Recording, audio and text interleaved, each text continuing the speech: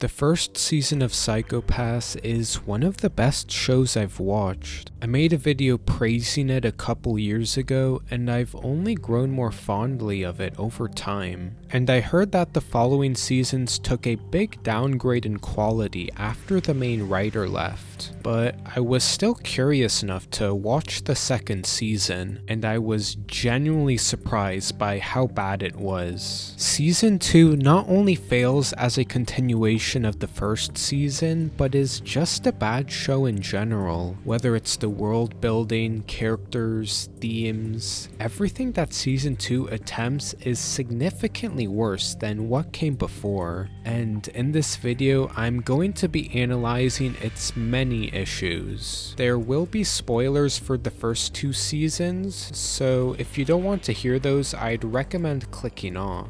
One thing that stood out to me this season was how incompetent the police force have become, and unfortunately this incompetence is what drives most of the story. This issue is made apparent in the very first episode, where 2 enforcers named Shisui and Yamatoya are completely defeated by the main villain, Kirito. Shisui and Yamatoya point their dominators at Kirito, but for mysterious reasons he isn't being recognized by the Sybil System. It makes sense why these 2 characters would be surprised, but the problem is how easily Kirito is able to defeat them. Shisui not only allows Kirito to grab her, but inject her with a syringe, showing no attempts at self-defense. Kirito then points Shisui's dominator at Yamatoya, who just stands there in shock rather than attempting to avoid the attack. We've been shown in seasons 1 and 2 that the police force have an advanced robot for combat training, so why do we rarely see the enforcers show any combat experience? The only explanation I can think of is that most of the force slacked off on combat training, but if that's the case, then I think that more represents a problem with the enforcers' competence, rather than the system itself. Another very good example of enforcers acting incompetent is in episode 4. It's a very violent episode that was meant to be a turning point of sorts, taking the season down an even darker direction, and the entire plot of this episode relies on the incompetence of Inspector Aoyanagi. At the end of the previous episode, Aoyanagi receives a call from Shisui, telling Aoyanagi to meet her at a medical facility. Aoyanagi tells her partners to stay behind as they will only make things worse. Soon after entering the building, she spots an old man named Mima, who's currently being accompanied by a robot dog. Since Mima is attacking one of the employees, Aoyanagi points her dominator at the old man, only to realize that his crime coefficient is abnormally low.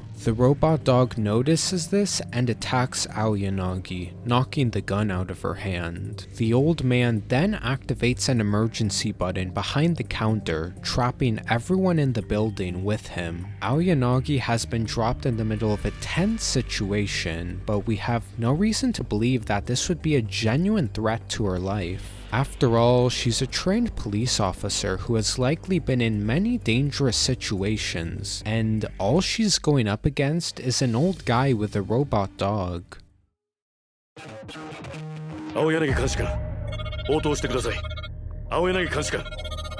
Wait a minute. How did this happen? We're smarter than this. Apparently not. It turns out that Mima is very strong despite his age, and is able to beat Aoyanagi unconscious before she can defend herself. Once again, a cop is being placed in a situation where their dominator doesn't work, but it still doesn't excuse their inability to defend themselves. It also doesn't help that we never get an explanation for why Mima is so strong or why he has this dangerous robot dog, making the setup for the following episode even more contrived. Once Aoyanagi wakes up and is released from her handcuffs, she uses a nail gun to deactivate the robot dog. You'd think that she would use this weapon against Mima, since as been established that her Dominator won't work on him, yet she grabs the Dominator and points it at Mima again, and to no one's surprise, it still doesn't work. You'd think that Aoyanagi would immediately pick up the nail gun after this happened, but she just stands there in shock, giving Mima enough time to attack her. Aoyanagi then picks up a piece of glass and uses it to stab Mima, which does work, but I still don't understand why she isn't using the nail gun. And that brings us to the enforcers outside of the facility, who are also very incompetent in this episode.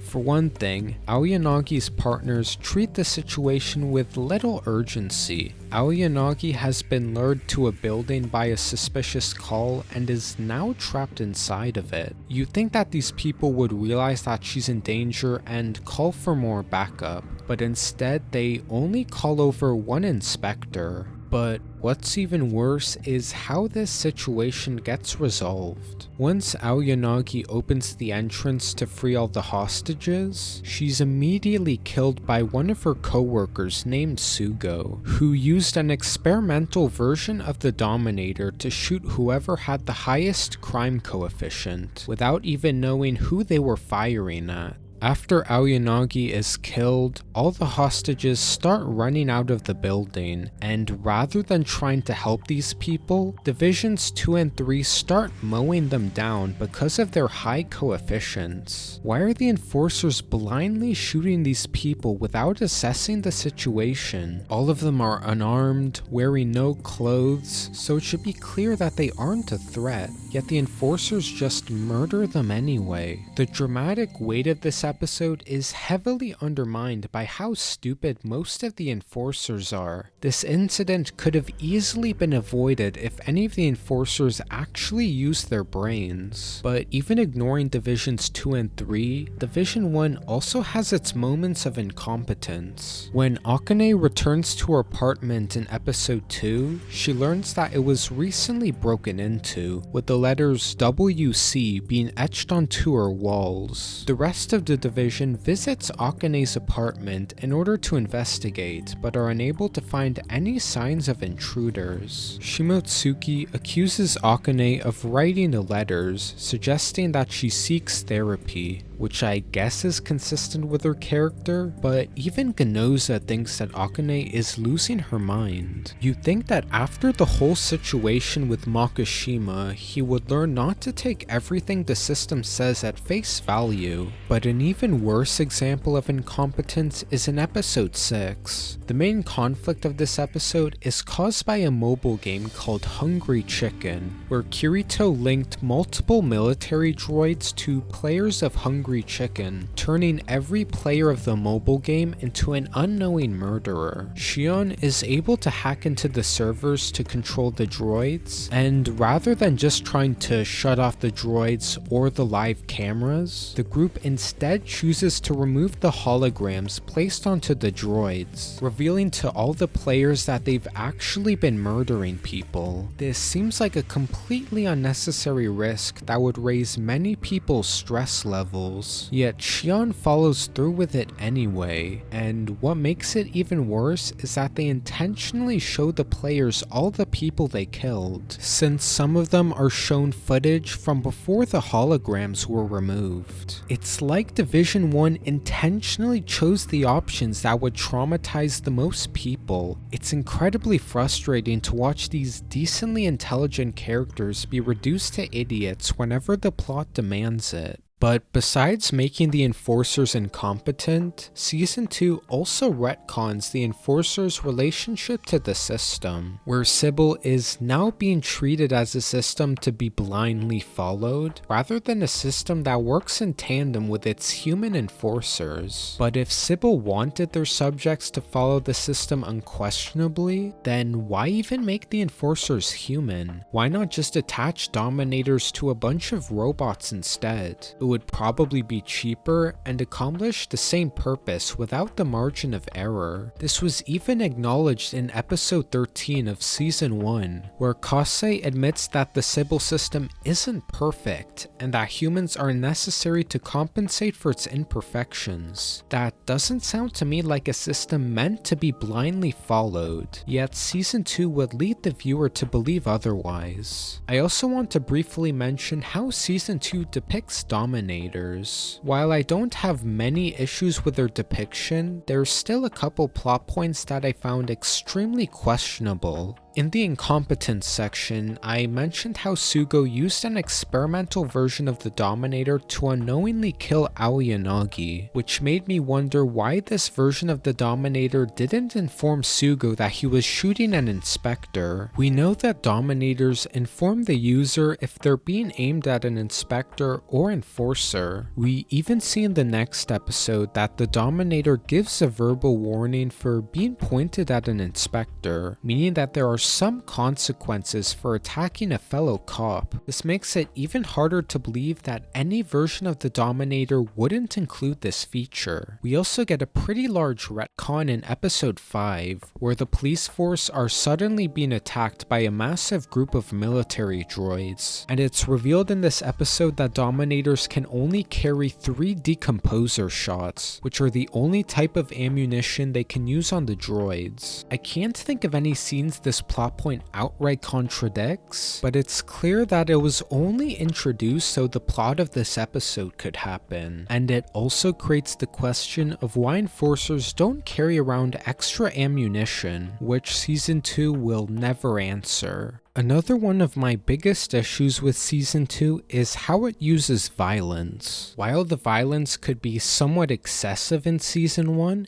it almost always served a purpose besides being used for pure shock value. Season 2, on the other hand, uses violence for pure shock value. And I'm going to go through some of the most violent sequences to explain exactly why they don't work, which brings me back to episode 4. Mima's character is a clear example of the writers trying to replicate season 1. He's a deranged murderer who was made the way he is because of issues with the Sybil system. But unlike those other villains, Mima's actions are very poorly informed by what we learn about his character. Mima goes on a rant about people taking drugs to keep their psychopaths clear, how it gradually takes away the feeling of being alive, and that he will be the one to free people from this false cure. This is an understandable motive, but the problem is everything that happens afterwards. Mima forces everyone in the building to strip to their underwear, saying that this is the natural version of who they are. This is not only unnecessary for the plot of the episode, but doesn't even make sense since people aren't born wearing their underwear. Mima says that he understands everyone's pain and that they're all taking medication that is killing them rather than healing them. He says that it's important to let stress in, as it is proof that they are all human, and he says all of this while repeatedly stomping on a man's skull, eventually killing him. This already shows a contradiction in Mima's character, but at least it can kind of be justified by the man attacking Mima first. But then he starts beating people to death completely unprompted, while also talking about how much he wants to save them. There's no consistent through line with how Mima's character informs his actions. You can only really explain his actions by saying that he's completely crazy. All his constant ranting about his motivations are window dressing for an incredibly shallow villain. My next example of this season's depictions of violence is in the very next episode, which was the episode where the enforcers investigate a military droid facility. I've already mentioned the plot point about linking video game players to military droids and how it turned multiple video game players into murderers. And the scene where this is revealed was probably meant to be disturbing, but personally I found it hilarious. The way it cuts back and forth between between this goofy mobile game and people getting murdered is so difficult to take seriously. And just like the previous example, it serves no real purpose beyond shock value. My last example is in episode 9, where Kirito and his friend Koichi get revenge on a group of corrupt politicians. It's explained that these politicians were taking illegal immigrants and mutilating them for fun, which caused their crime coefficients to start increasing. Because of this, they sought Kirito's help in order to lower their coefficients, and were given no explanation for how the politicians knew Kirito or how they got into contact with him. And since these politicians just happen to be the same people who Kirito wants revenge on, he takes the opportunity to lure them into a meeting where he and his followers kill them using their stolen Dominators. The method Kirito uses to raise their coefficients is by showing them human body parts, and despite these people being deranged murderers, their coefficients instantly skyrocket at the sight of these body parts. This also creates the question of how Kirito's group was able to use multiple Dominators, but more on that later. Division 1 arrives at the building as it's going up in flames, and they get a glimpse at what the politicians have been hiding. Multiple disturbing art pieces made from human corpses, which they were covering up by using the holograms of animals. This scene is clearly trying to replicate Season 1 with these twisted art pieces, but it does so in the most surface level ways. In Season 1, they take plenty of time to explain Rikako's backstory and motives, to explain exactly why she's killing people and turning them into art. But in Season 2, it's completely surface level, as we never get a reason for why the politicians did this other than them being evil. Koichi then gives Akane a small box containing her grandmother's ear, and this is one of the most confusing plot points of the season. It initially seemed like Kirito was the one who kidnapped Akane's mother and cut her ear off, but we then get a post-credits scene which shows that Togane captured and killed her grandmother after this ear was cut off. So how did Togane capture Akane's grandmother when she was already captured by Kirito? It has been established that they are enemies, so I don't understand how Togane got his hands on Akane's grandmother. There could be a possible explanation for this, but Season 2 doesn't even bother giving one. Overall, Season 2 has done an incredibly poor job at justifying its brutal violence, even ignoring the contrivances and inconsistencies surrounding said violence. It's always used for surface level shock value, but besides its many plot-related issues, Season 2 is also a massive downgrade when it comes to character writing. I wasn't expecting the new characters to be as good as Season 1's cast, but I was still disappointed by how bland they are. This is another example of the season's length having a negative effect on the story, as we aren't given nearly enough time to develop all these new characters. In Season 1, the characters who received the most focus were Division 1, and since the show was 25 episodes long, they were given plenty of time to be developed along with the other important characters. Season 2, on the other hand, tries to develop way too many characters in a much shorter time frame, leading to most of its cast being very underdeveloped. But even the more developed characters have their issues, and the first one I want to talk about is Togane. Togane starts out as a random side character who shows respect for Akane, taking her side when no one else does. But the longer the season goes on, the more suspicious he comes, as he shows a sadistic obsession with darkening Akane's psychopaths. He became so over-the-top evil that I found his character difficult to take seriously, but the explanations for his actions make his character even worse. It's revealed around the end of Season 2 that Togane is kind of Kase's son. The mind of Togane's mother was was implanted into a cyborg body, who we all know as Kase. We also get some flashbacks to Togane as a child, where he was tested on by scientists to become criminally asymptomatic,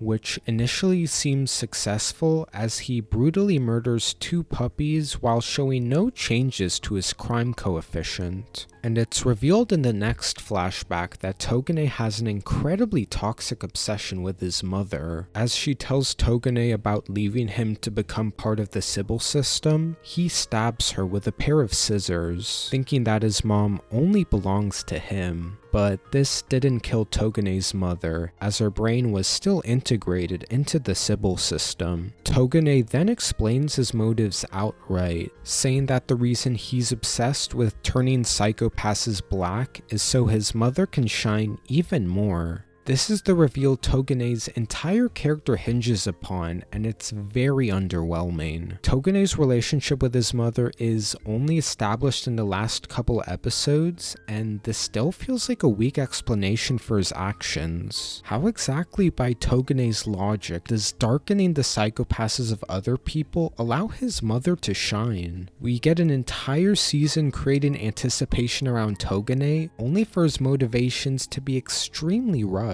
But despite these issues, he's far from the worst character in this season. Mika Shimotsuki is a random side character who joins the police force at the end of season 1, and she is genuinely insufferable. While season 2 has a lot of poorly written characters, Shimotsuki stands out as one of the worst. Our first impressions of her are pretty negative, as she shows prejudice towards enforcers for being latent criminals. We know that her friend got killed by a criminal back in season 1, but that doesn't necessarily explain why she's prejudiced towards all criminals, even ones working for the police. The show will never really elaborate on these feelings, and her character will only become more irritating with each episode. The only exception to her prejudice is Yayoi, who comforted Shimotsuki back in season 1 and saved her in the season 2 premiere. We don't get too many scenes of this relationship,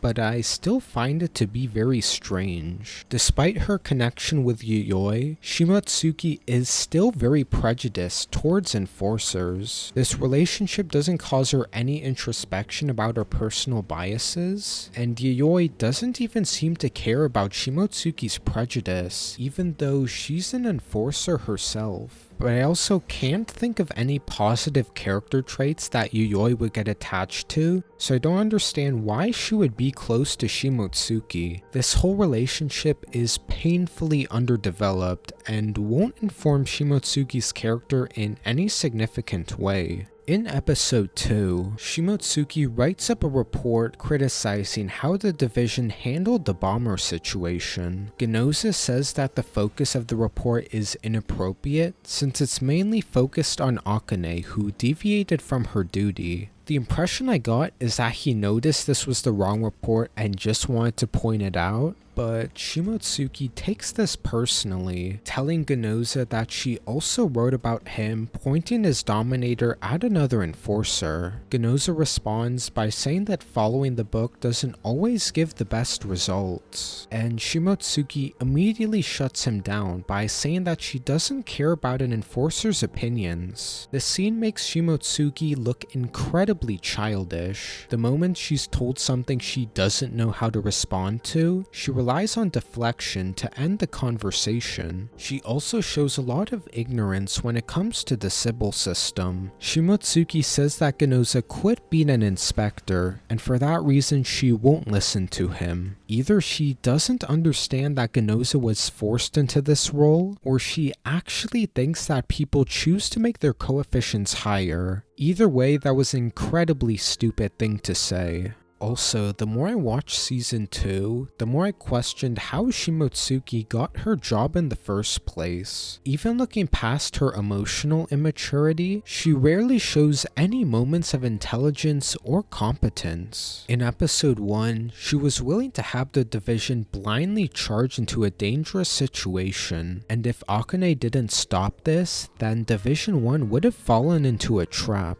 There's also episode 4, when the police are trying to figure out how to handle the medical facility situation. One of the Division 2 enforcers asks what they should do, and Shimotsuki says to do nothing until they're contacted by Aoyanagi, saying that it will be her fault if something goes wrong. She even berates Hinakawa for trying to assess the situation while she is literally doing nothing. The only accomplishment Shimotsuki made was learning about Kirito's connection to the Togane Foundation, and literally all she did was look his name up on a police database. When looking at all of Shimotsuki's actions throughout the season, I really have trouble understanding how she gained her position. Unless the police force are literally giving jobs away, I can't think of a reason why they would hire Shimotsuki based on what we learn about her. And then there's her dynamic with Akane, which is by far the most frustrating part about her character. From the first episode, it's clear that these characters have very different viewpoints. Akane believes that the system is flawed and is willing to work around it to do what she considers right,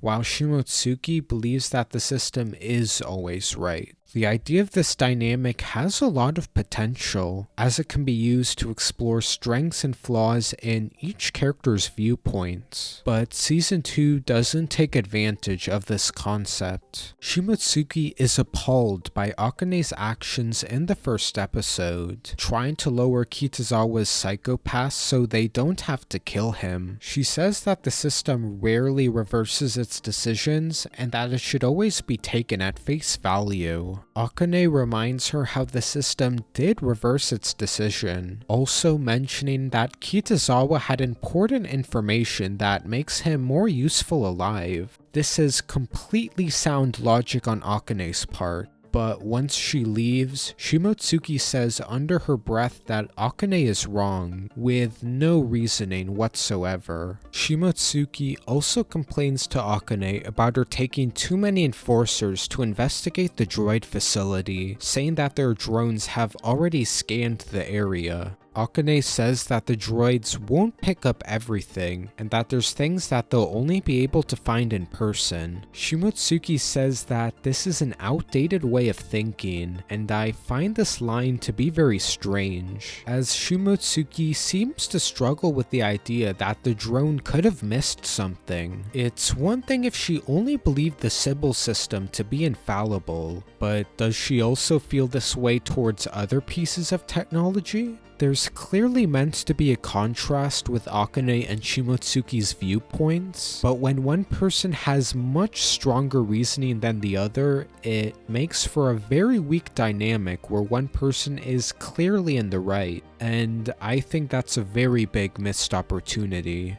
But then there's the last few episodes, which is when Shimotsuki is at her most insufferable. After her constant disagreements with Akane, Shimotsuki is now trying to get her fired. While having a conversation with Kase, Shimotsuki suggests that Akane should be sent to a correctional facility if she ever becomes a problem. And we know from Season 1 how bad correctional facilities can be, which makes Shimotsuki's actions appear incredibly malicious. Later in the season, Shimotsuki visits an archive room to look up information about Kirito, and she's able to make a very important connection just by typing his name into the database. I find it very hard to believe that Shimotsuki would be the first person to look Kirito up on this database, but apparently she was. Shimotsuki then starts writing a report, which includes information on Kirito and his connection to the Togane Foundation. And all of this seems fine at first, but Shimotsuki then comes to the conclusion that Togane is not only connected to Kirito, but is just as dangerous because of the amount of people he's worked for becoming latent criminals. And while this aspect of Togane's past is very suspicious, the problem is that Shimotsuki immediately attributes it to malice with no evidence to back that up.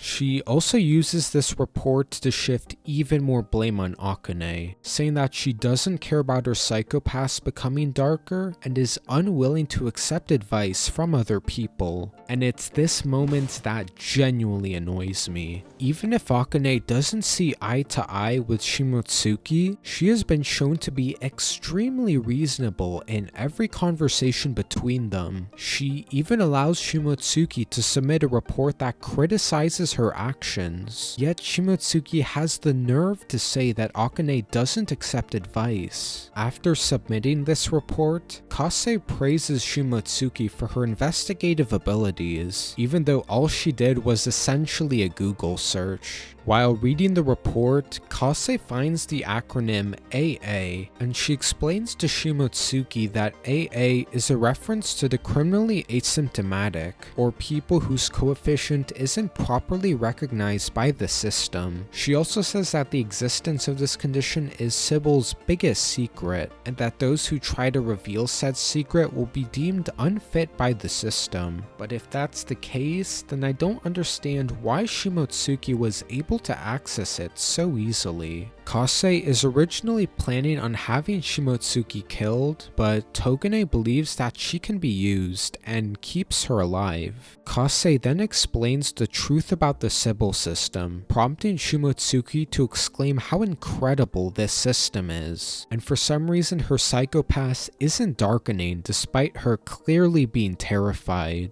Later in the episode, Togane asks Shimotsuki to find the location of Akane's grandmother. So when Shimotsuki learns that Akane's grandmother has been killed, she's clearly guilty about what she's been involved in. But she tries to justify her actions by saying that she did what the system told her and that none of this was her fault. Shimotsuki's arc then ends with her having a mental breakdown, yelling about how much she loves the Sybil system, regressing even further as a character. But despite my many criticisms, I do think Shimotsuki's character had potential, especially in her dynamic with Akane that I mentioned earlier. But all of the promising aspects of her character are undermined by her incompetence and emotional immaturity. Another character worth discussing is Kirito, who is the main villain of this season. The writers were clearly trying to recreate the impact of Shogo Makishima, with Kirito also being a manipulative psycho who can't be recognized by the system. But just like everything else in this season, it's handled very poorly. The first problem with Kirito's action is that some of his actions don't make sense. At the end of episode 2, Kirito is mad when the enforcers kill Kitazawa before his psychopaths could have been made clear. He thought that Akane would understand his goal, but now thinks otherwise. I don't understand why Kirito thinks that Akane automatically knows his plan and rejects it.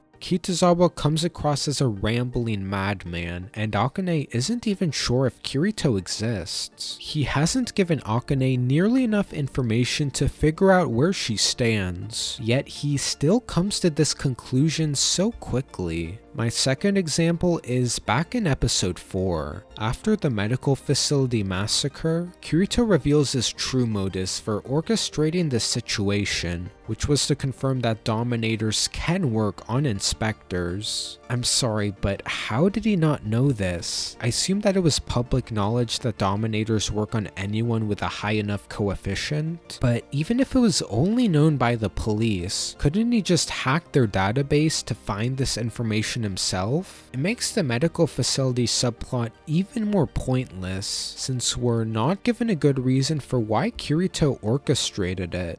My last example is in episode 6, where Kirito stole multiple Dominators from the police force. The plot point itself isn't the problem, but how the season follows up on it, as I'm genuinely unsure why Kirito's plan required more than one Dominator. He could have easily killed the politicians with regular weapons, and he could have taken the train hostage without knocking out the passengers. The only occasions he needed a Dominator was for shooting evaluating Kase and judging the Sybil System, neither of which required extra Dominators. Admittedly, scenes like this are in the minority, but it's those few scenes that really muddle Kirito's plan, since they briefly make it seem like he has no idea what he's doing, which is a big problem in writing an intelligent mastermind character. Another plot point that doesn't make sense is Kirito being considered as a collective consciousness. Turns out that Kirito underwent an experimental form of surgery where his body was implanted with the pieces of 184 different people, all of who were victims of a tragic plane crash. According to one of the people who performed the surgery, the chances of success were extremely low, but since it worked, Kirito is identified by the system as a bunch of dead bodies. But how exactly does this work? Does the Sybil System consider each piece to be his own person, or only specific parts? If I replaced one of my fingers with the finger of a dead person, would I then be recognized as two people? And if Kirito's body appears to function like a normal person's, then why wouldn't the system recognize him as a person? But even if I could accept the idea that Kirito is a collective consciousness, it has been established that the Sybil System can recognize collective consciousness to some extent. The fact that group stress levels exist proves this to be the case. This is yet another important aspect of Kirito's character that doesn't make sense. It doesn't line up with previously established information, and it doesn't make much sense by itself.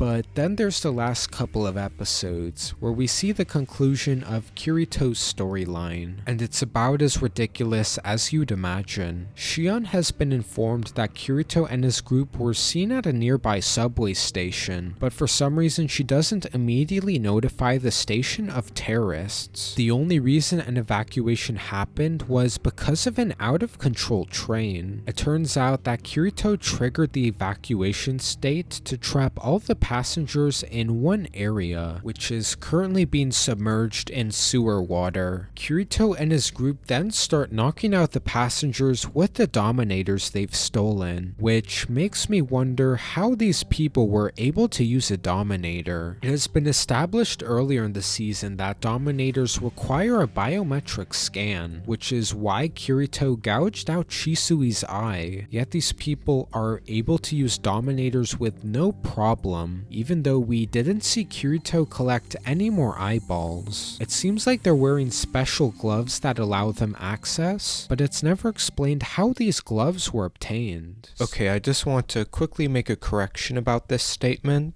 There is a brief moment at the end of episode 7 where we see Kirito obtain these gloves, but the scene is still vague enough that it doesn't answer any of the questions that the gloves create, like how it's possible for the most powerful weapon in the country to be hacked this easily, or why Kirito didn't use these from the start instead of gouging out Shisui's eyeball. Basically, we do see Kirito obtain these gloves, it just doesn't really fix any of the issues that I brought up.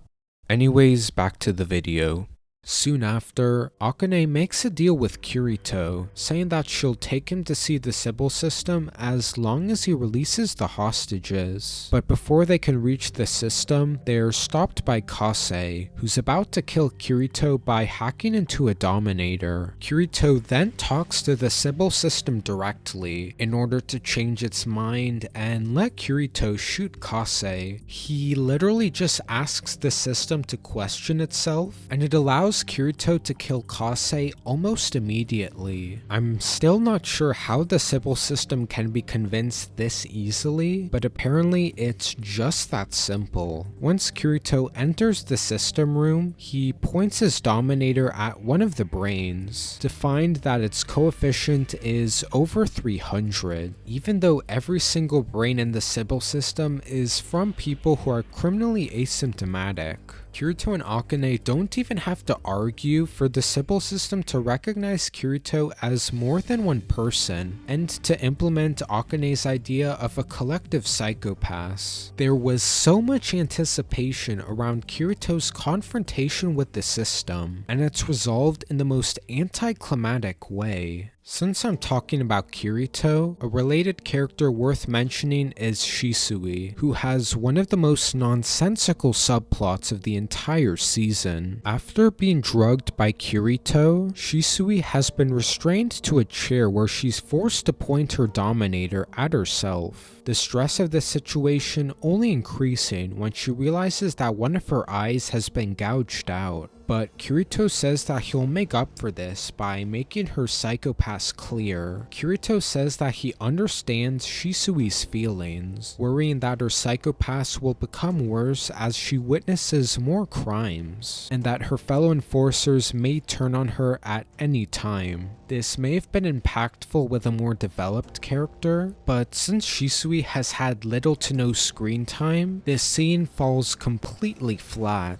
Then, for literally no reason, Kirito rubs Shisui's lips and sticks his finger in her mouth. He comes across as really rapey, and considering that this never becomes an element of his character, it makes this moment feel completely pointless. I also don't believe that Kirito could have his finger crushed without so much as flinching. But anyways, it's after this point that Shisui completely changes as a character, becoming so brainwashed by Kirito that she's become obsessed with him and has had a complete change in morals, which maybe could have been justified if Kirito did more to brainwash her, but this single scene is meant to be the justification for this change. And throughout season 2, we will watch Shisui murder police, also Kirito's plan can be furthered. Unless the implication is that Shisui was always an unhinged murderer, it makes no sense that she would turn on her former colleagues this easily. Kirito apologizes for taking Shisui's eye, but she completely forgives him, saying that she never liked her eye anyway. There's also the fact that Shisui is allowed to run around with her Dominator, which doesn't make sense on multiple levels. The show seems to have forgotten that the enforcers and inspectors aren't allowed to carry around their Dominators whenever they feel like it. They're almost always kept in a container, which only gives access when their usage has been approved, so I find it hard to believe that the system would instill this precaution, only to do nothing when an inspector doesn't return their weapon. And despite her incredibly suspicious actions, the enforcers are forbidden from pursuing Shisui, with the explanation that her psychopath is still clear. But regardless if she's been recognized as a criminal or not, as a member of the police force, she should still be investigated for suspicious behavior. It especially doesn't make sense when you remember that the Sybil System wants Kirito to be stopped. He is causing so much death and destruction, and Shisui is one of their strongest leads for tracking him down. They should be deactivating the missing Dominators at the very least, yet they do nothing for most of the season. Despite being a relatively minor character,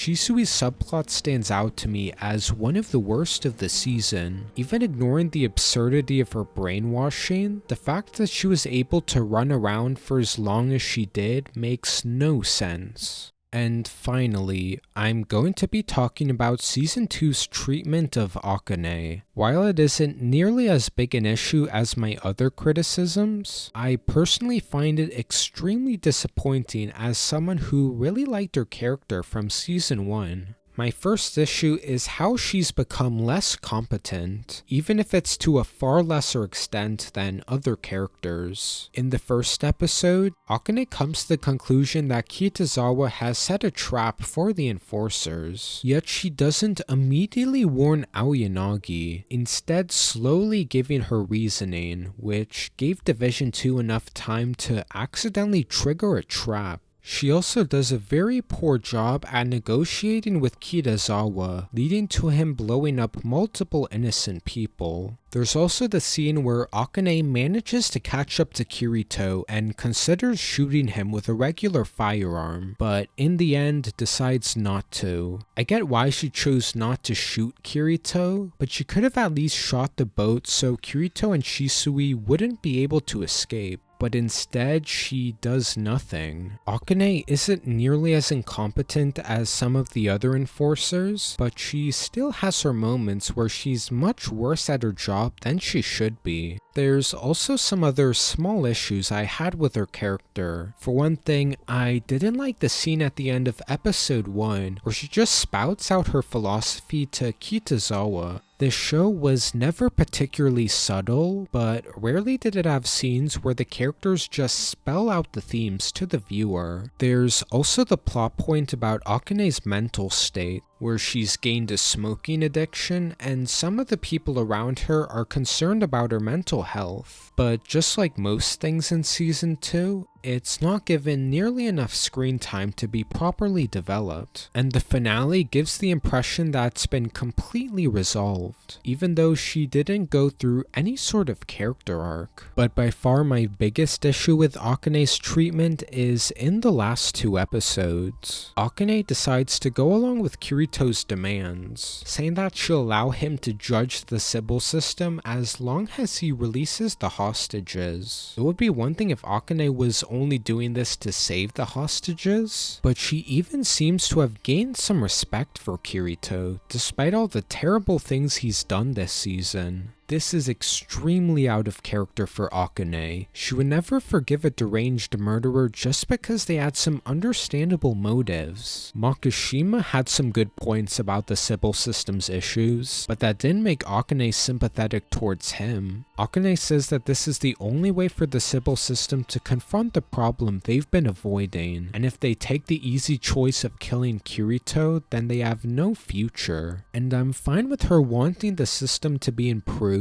but I don't understand why she thinks Kirito is so important to do so. Akane is clearly framed as being in the right, yet she doesn't have any strong arguments for her position. You can't even say that Kirito's actions made sense for his goal, as the incidents with Mima and the military droids were completely unnecessary. This isn't to say that Akane fully sides with Kirito, as she makes it clear that she doesn't approve of his actions, but she very clearly thinks that he has a point, which this season hasn't done a great job at proving. Once again, Akane's character isn't handled nearly as poorly as some of the new characters, but even she couldn't get out of this season completely unscathed, and I find that to be very disappointing. I feel like I went into Season 2 of Psycho Pass with an open mind. I wasn't expecting it to be nearly as good as the first season, but I was hoping that it would be a decent show at the very least. But what I got was a surprisingly terrible season of television. It doesn't work well as a sequel due to its inconsistencies with the first season, but it also works very poorly as a story due to its many issues with pacing, characters, and world building. I genuinely struggled to think of anything this season does well, and as someone who's experienced quite a few disappointing sequels lately, Psycho Pass Season 2 stands out as one of the most disappointing for me. I hope you enjoyed watching this video. It is a bit longer than my videos normally are, but I had a lot to say about Season 2 of Psycho Pass. If you think that I missed something or got something incorrect, then feel free to let me know in the comments. I also want to thank someone I know on Discord named Dan, who has been incredibly helpful when it came to writing this video, correcting some of the mistakes I made, and giving some very good suggestions that improved my script significantly. I also want to mention 2 non-Discord users named Aquagaze and Chapman, who wrote some reviews on Psycho Pass Season 2. Because of these reviews, I became more aware of Season 2's many plot holes, some of which I mentioned in this video, so I'll be listing both of their reviews in the description below. Anyways, that's about it. Thanks for watching.